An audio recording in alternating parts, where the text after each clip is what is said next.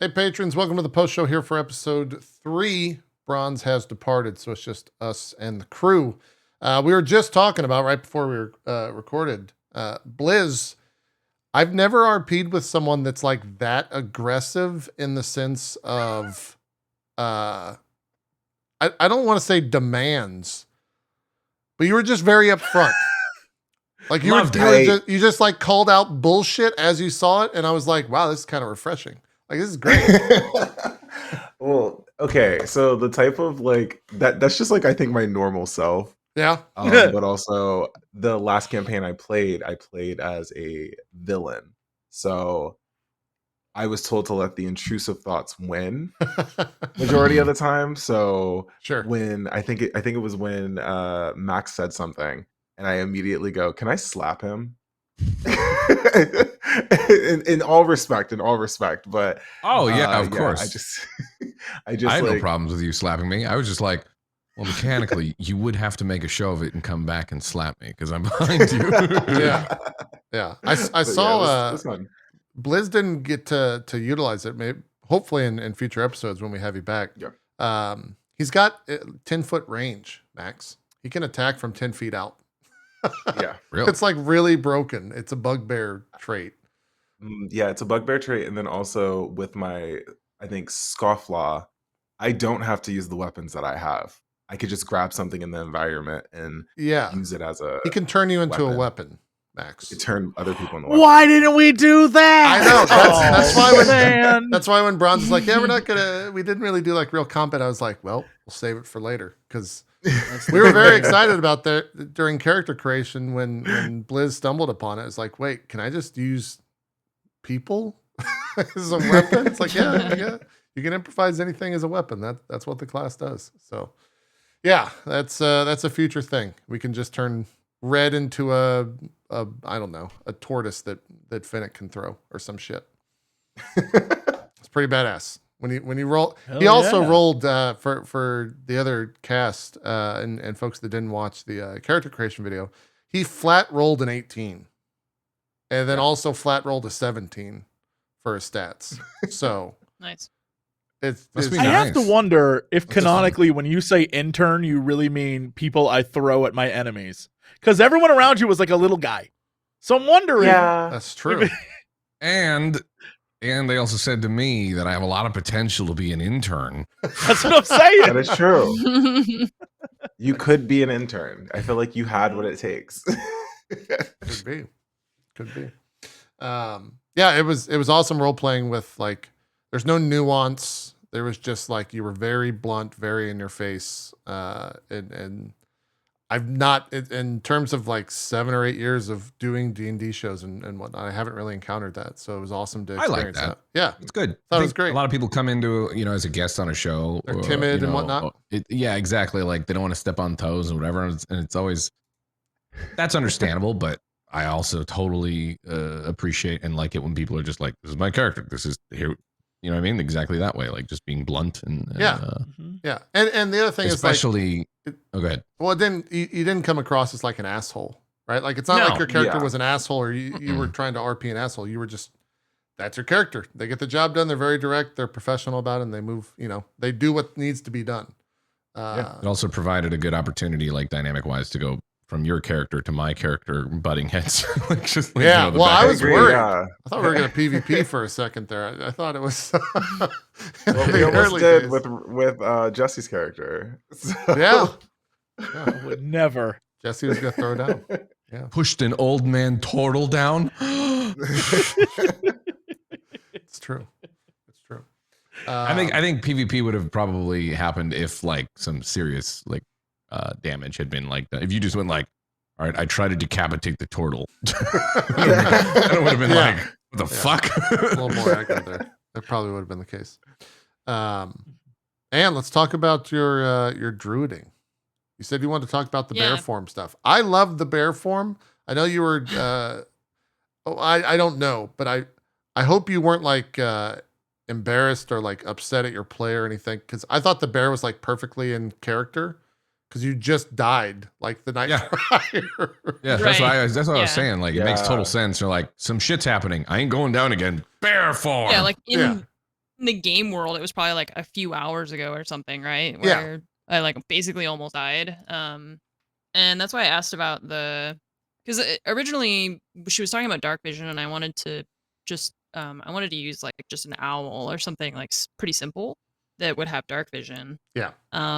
But you can't use the flying forms until level 8. So I was like, okay, what makes sense in this like forest context?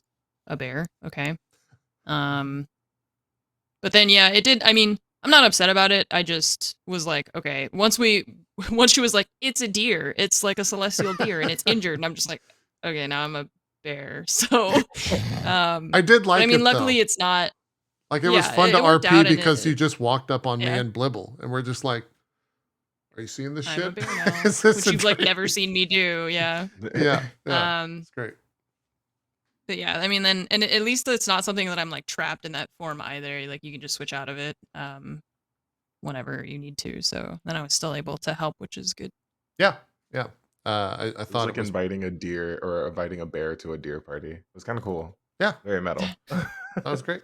I hope no one was criticizing play or anything, which is bullshit to begin with. Oh, But no. yeah, I didn't see any of it, and I hope no one else was. 'Cause Yeah. that's ridiculous. But Mm-mm. yeah. No, I didn't feel like chat was Okay. Cool. like that at all. Great. Yeah. That's I was just like, overall. okay, well, I tried to be preemptive because I was like, we're heading into danger, and then it ended up not being danger, luckily. Well, So. because of the, like Bronze is saying, because of the bear, we were able to spot the thing that Jesse was going to walk into and go into another nightmare of some sort. What? So Jesse Cox always causing the problems. That's his middle I name. try. Jesse Problem Cox. It's true. True. It's a weird middle name to have, but my parents Yeah. gave it to me. Yeah. Yeah. That's what happens. Jesse, how'd you feel about your dream with your mom? Fine. I always feel really weird when someone says, and now do a voice. Because unlike, Max, for example, has talent, and I'm over here trying my hardest to like do some stuff. But I was like, F it. Whatever, let's go. Oh, Which is, did Bronze like D&D straight is up just prompt yes you? and you go. Yeah. Right? I guess I didn't hear Bronze straight up prompt you to do the child voice. I guess She that said I was a happened. child. I was okay. thinking the entire time, would it be better if it was still an old man's voice? But then I was like, F it, I'm going to do a little kid voice. And I still don't know what the hell came out of my mouth, but that's what it was. It's great. And I so, liked yeah. It was Yeah, really And funny. that's, yeah, and it's just, I don't know. I felt that it would be interesting to have, because it seemed like such a sad scene, that it would be interesting to spin it as he saw the sadness as being a good opportunity to see his mom again. I thought that was very sweet. Yeah. So that's what I went with. I was like, yeah, screw it. He's a happy guy. It was great. It was great. Yeah. I'm not even sure, Blizz, if we like kind of know the full extent of what happened in your dream. It was definitely like a character development and character story that I think will have to be revisited at some point. I would like to revisit it because it's a story that kind of was just placed in front of me and I improv'd it, which was really nice. Yeah. But also now that I've gone through it, I'm like, oh, I know exactly what the situation is moving forward. So if we do revisit it, I'm like, oh, I have more. Yeah, definitely write it down because Bronze is very good at letting you kind of RP your way into a situation and then using whatever you create down the line. And so like next time, whenever you join us, maybe that character pops up. Maybe we get to see like that character in the world. Cause I guess they're still alive, right? Like I think they're still alive. They completely die after this and you just wouldn't know. Hey, maybe, who knows? We never know what's going to happen, but yeah, that was a lot of fun. I enjoyed kind of RPing and both of those aspects is kind of this weird, kind of like a spiritual guide type scenario. Yeah. Not necessarily where I thought the character was going to go, but super exciting that that's where it went. You got to kind of create a little bit of a character aspect along with Bronze Blizz with me, where the entire prior party that I was with died or disappeared, as she said. Was that Was that part of your backstory, or was that something she created and you went with? She created and I went with. It was completely impromptu. As well as the dwarf. Like I didn't give Bronze any backstory. I gave her like themes, which I think a lot of us did. But she kind of just came up with that on the spot. With the dwarf in the in episode 1 in the end who like called me out. That whole thing was also just Bronze, kind of running with it. So same with Portal Mom. I'm fascinated to know what, as a patron or just anyone watching this, what they think about the different style of DM. Because there's some, and I guess player, because there's some players who are like, that is not part of my backstory, and I will not interact with this falsification, right? And Yeah. or there's some people where Bronze is like, this is what happened. And we're like, yeah, okay. I'm really curious kinda how people fun feel that about way, that when it though. comes to I love playing that. the game.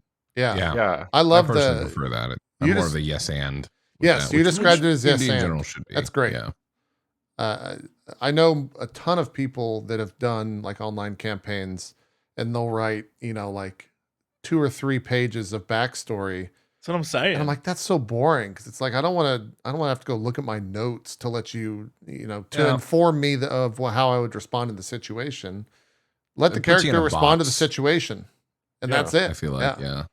Yeah. There's that I weird. think Oh, go for it.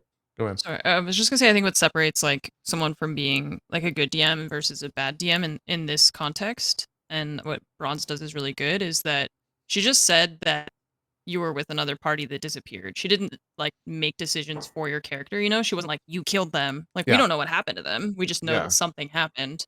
Yeah. So that she like kind of opens a door for you to decide what happened with your character in that context rather than deciding for you. Yeah.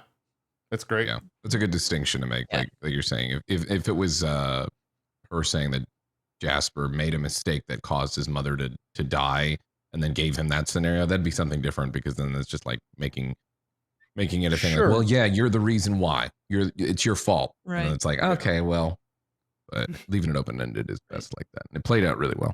Yeah. And I like the kid voice. Yeah. Thank The you. voice is good. I'm glad you did it. Same.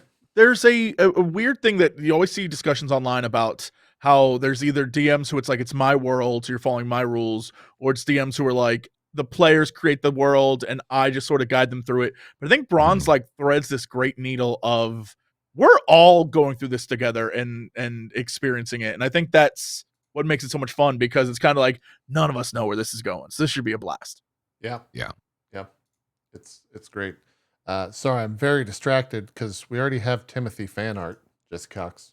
Shut up. There's already. Oh no, I'm so excited. We asked and they delivered. Yeah. Well, as soon as it was happening, I was like, there's no way we don't see this. Yeah. So Someone's here- got to draw I'm this. so here for this. I'm going to do everything I can to I'm encourage it. think I we hate saw- this. I hate that it's just new favorite NPC, because it's true.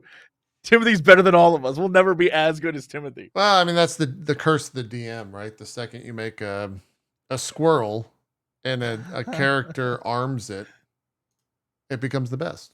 Yeah. Sorry, I was swapping this over to this other PC. Why can't I not edit this? Does that work? Yeah. There it There was some discussion too. There's like one person that came through and in my chat that was like talking about like one thing I see that different is just talking about how there's table talk and like out of character discussion, and like, well, we don't do that. And like, that's so weird that some people get so rigid with that. Yeah, And it's it was different just kinda- tables, different rules, different. Yeah, everybody assumes that like there's not everybody, but a lot of people assume that there's like specific standards that have to be in place in order for it to be considered D&D, which is such a weird thing, because we're at the end of the day, it's literally just organized play pretend. Yeah. Slightly organized play pretend, and to put in like these weird arbitrary rules of like, well, everyone has to be in character all the time, otherwise it cheapens the experience. It's just so strange.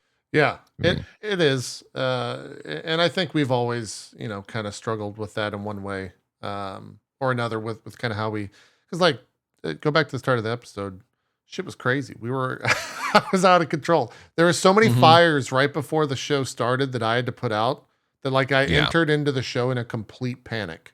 And luckily was able to calm down after the first like 15 or 20 minutes. But like Jesse couldn't join the call.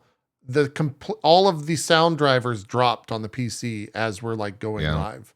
Roll20 wasn't connecting. Max's character wasn't updating.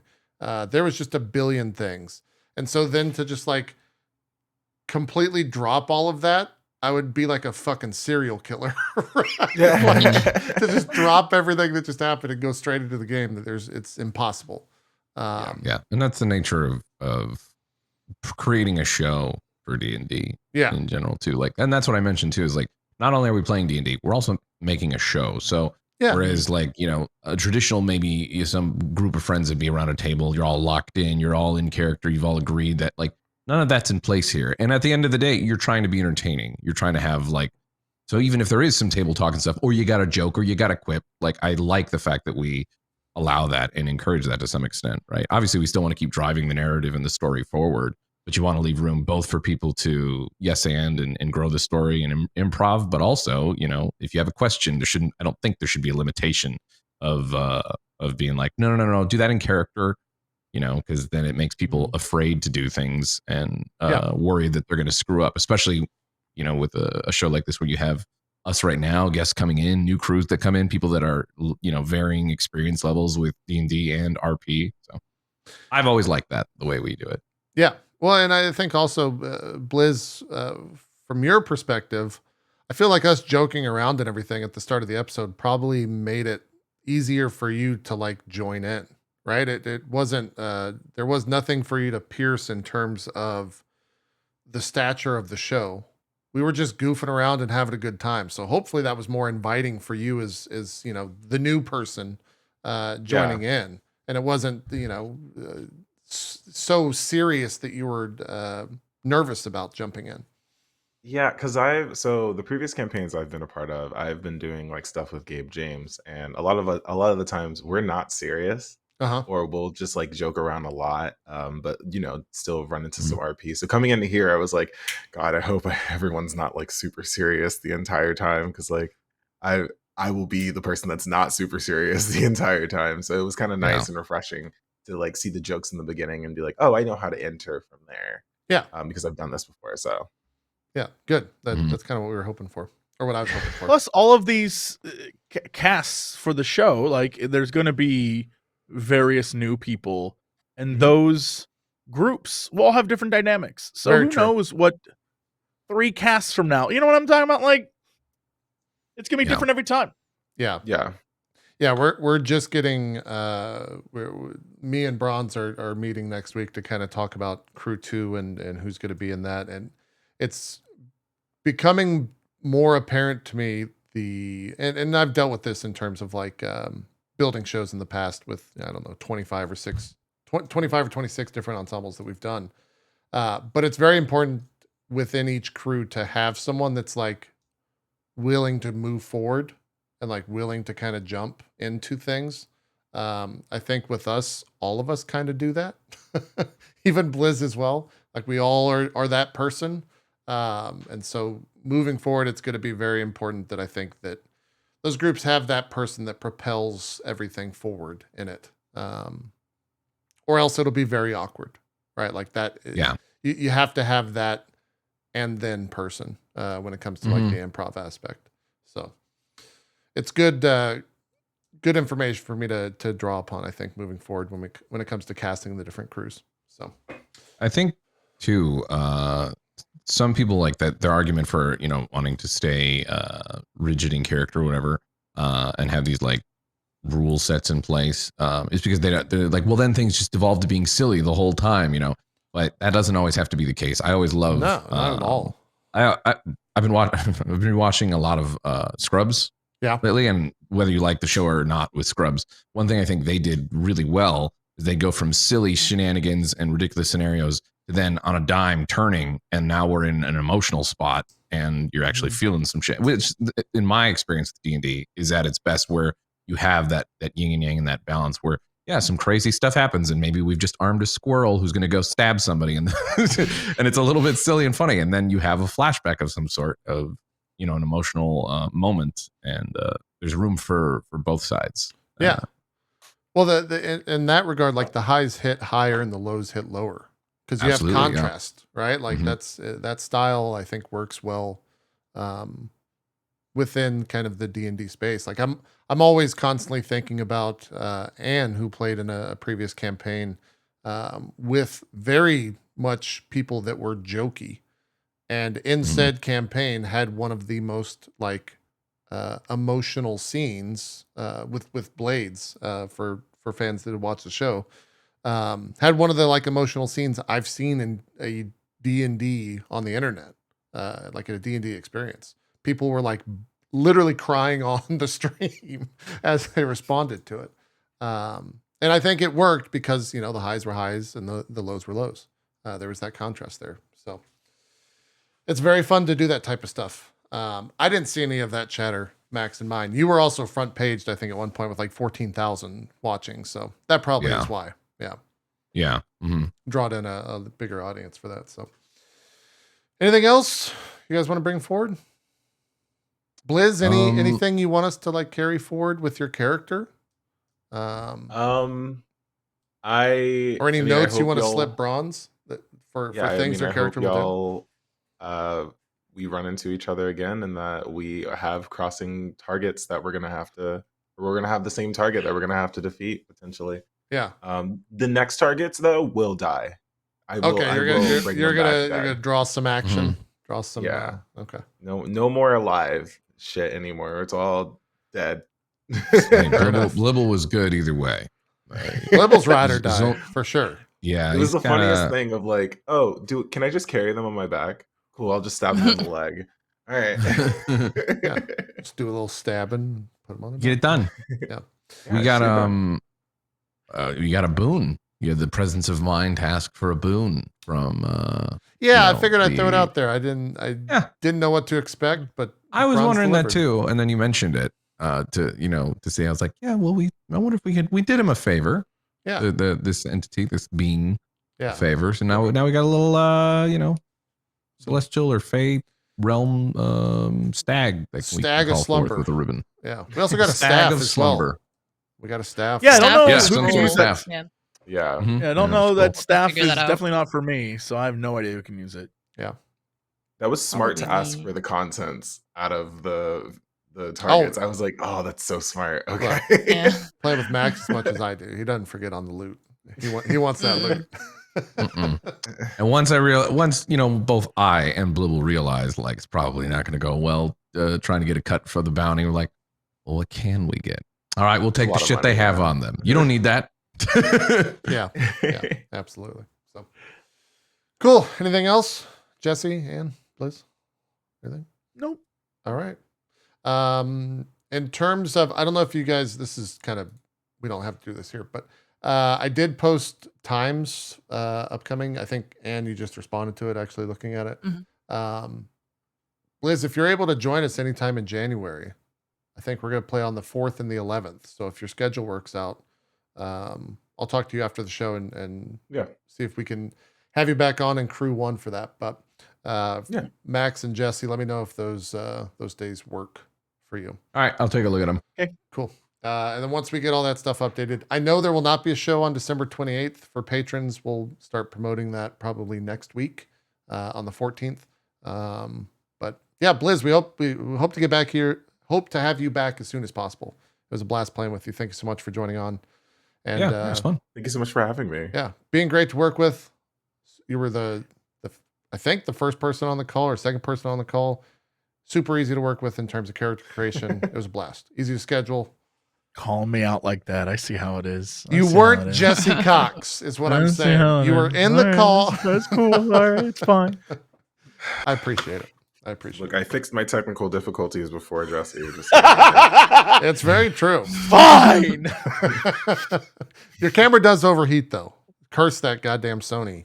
You know? and it never does this like normally. So I was like, what's going on? That This is camera is weird. like I've had so many just streamer friends that buy that camera and it overheats on like almost on Which a one is it? routine. It's the Sony A whatever. What is it? I have a 6,000. 6400. Oh, 6400. 6400. 400, yeah. Yeah. Yeah, I have the A7 Mark III, and I leave it on like overnight sometimes, and it just never overheats. Oh, I haven't turned It's that also off like, in 9 months, Ann. yeah, I turn it off I try to turn it off every day, but I Yeah, I actually turn mine off all the time. I saw spider webs in the lens like a week ago. Let it rest. JP, Let it No. rest, Buddy. JP. Jesus. So, buddy. yeah. I don't turn that shit off. anyways, Random content. We got to get out of here. Thank you guys for sticking around a little bit later. Doing the Patreon post show. Thank you, patrons, for all your support. We'll be back next week with another episode. For now, though, we're out of here. Have a good one. Bye-bye.